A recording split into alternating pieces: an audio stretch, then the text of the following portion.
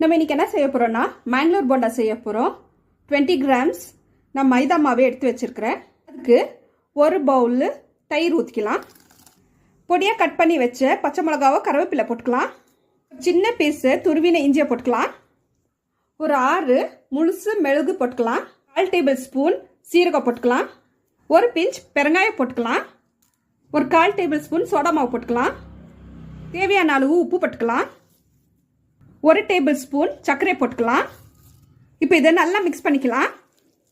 கொஞ்சம் லைட்டாக தண்ணி ஊற்றிக்கலாம்.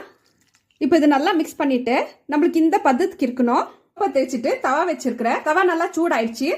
இப்போ எண்ணெய் ஊற்றிக்கலாம். இப்போ எண்ணெய் நல்லா சூடாயிடுச்சு. தண்ணியில் தொட்டு மாவை எடுத்து எண்ணெயில் போட்டுக்கலாம். இப்போ இது நல்லா கோல்டன் ப்ரௌன் ஆகணும். இப்போ கோல்டன் ப்ரௌன் ஆயிடுச்சு, எடுத்துடலாம். அவ்வளோதான், மேங்களூர் போண்டா ரெடி.